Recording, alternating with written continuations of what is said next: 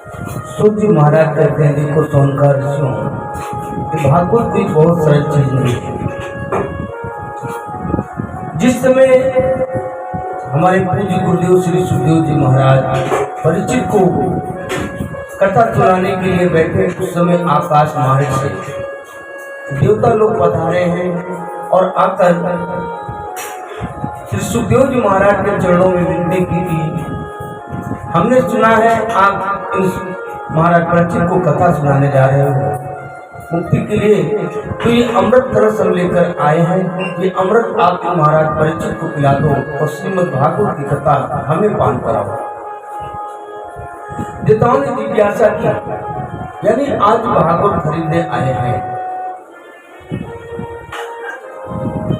श्री सुखदेव जी महाराज क्रोध में आ गए, विनिमय की भावना जानकर, अबक जानकर उनको बहुत फटकारा और कथा नहीं सुनाई। कहा कि तुम्हारा जो अमृत है ये कांच के समान है और जो श्रीमद् भागवत है ये मणि के समान है।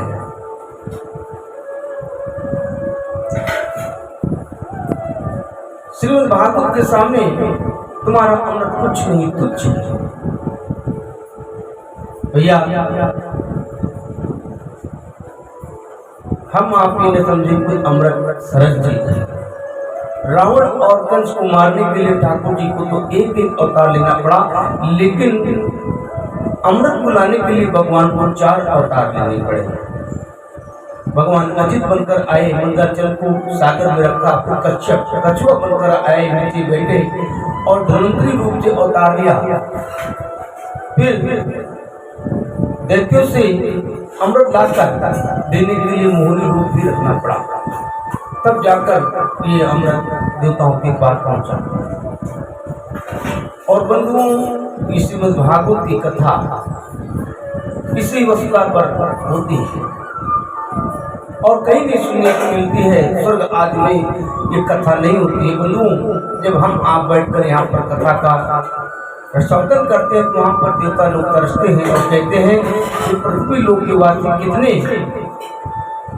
भाग्यशाली प्रेम के रस पी रहे हैं।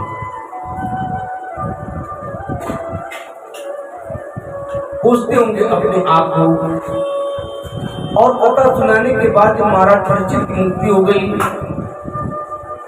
देवता लोग ब्रह्मलोक में गए हैं और ब्रह्मा जी के सामने विनती की, पितामह अब तो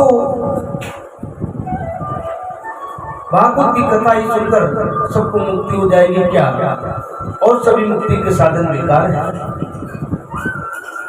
ब्रह्मा जी ने तुरंत एक मन रूपी तुला बनाया, एक और सारे ग्रंथों को विराजमान किया और सभी पवित्र नदियों का जल रखा, सभी मुक्ति के साधन रखते, एक और भागवत जी को विराजमान किया। बंधु, ऐसा चमत्कार हुआ कि भागवत जी का पल्ला भारी पड़ गया। ब्रह्मा जी ने कहा, श्रीमद् भागवत में और भगवान कृष्ण में कोई अंतर नहीं है। जिसने भी भागवत की शरण ले ली, समझ लो साक्षात भगवान कृष्ण से जुड़ गया है। अगर भागवत सुनने को मिल जाए, भागवत पढ़ने को मिल जाए, तो ये आप समझना कि आप साक्षात ठाकुर जी से जुड़ गए। ठाकुर जी का साक्षात कराने वाला है।